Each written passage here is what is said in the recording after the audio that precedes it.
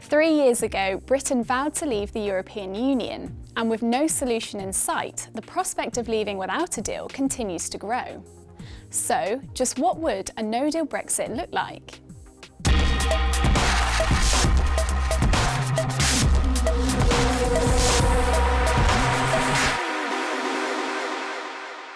October 31st is the deadline for the UK to leave the EU, with or without a deal.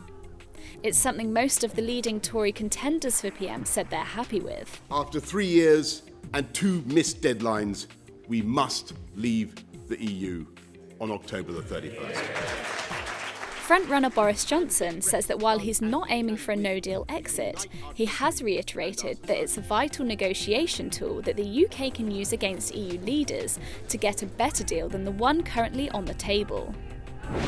But if the next PM fails to get a deal approved, Britain could exit without the 21-month transition period, which would have essentially cushioned the Brexit blow.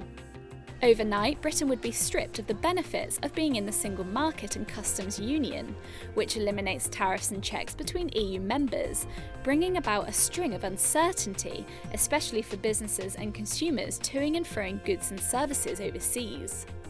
In terms of trade, Britain would fall back on World Trade Organization tariffs, covering imports and exports, something many Brexiteers say they're perfectly happy with.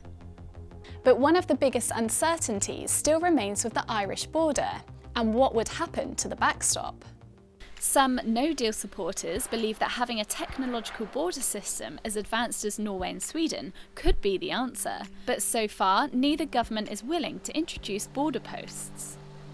There cannot be a physical border, and that means ruling out cameras, that means ruling out technology, that means ruling out anything that would imply a border on the island of Ireland. Boris has promised Brexiteers that if he becomes PM, he will find a solution to the Irish backstop problem in renegotiations with Brussels. I don't want a no-deal outcome, but I think it is right for our great country to prepare for that outcome.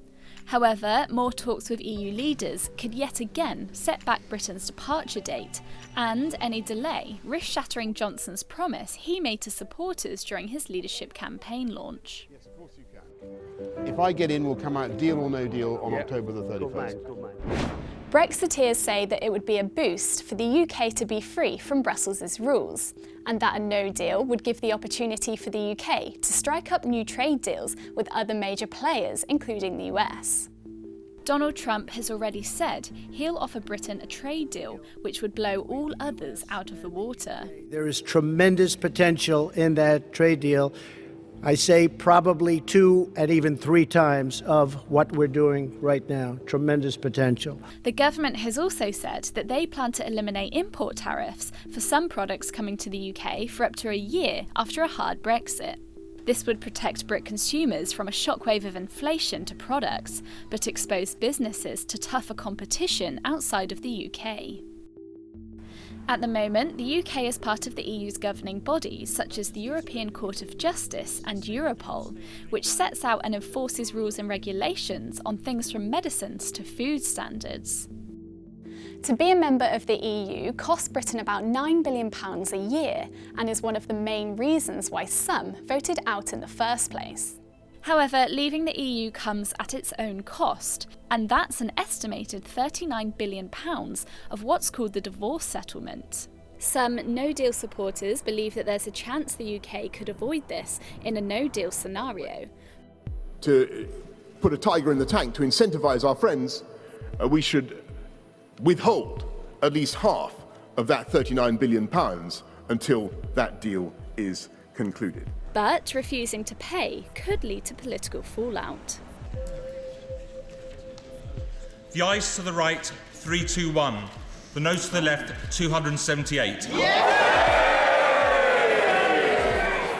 So far, MPs have voted against having a no-deal exit, even though this doesn't actually have any legal force.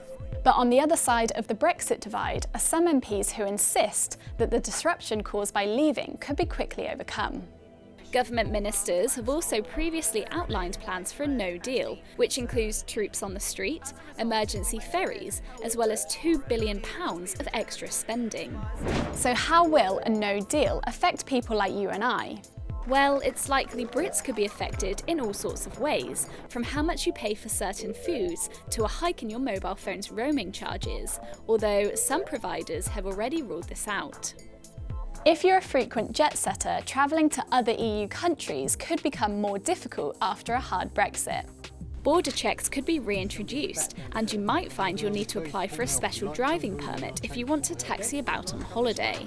In theory, you'll also no longer be covered by your European health insurance card, so travel insurance is a must. In a no-deal scenario, it is quite apparent that EHIC will no longer function, which means that we will have to negotiate health bipartisan deals between the UK and other countries on an individual basis. For citizens from a different EU member country that currently live in the UK, there would also be the option to apply for what's known as a settled status, which means being able to remain after a no deal.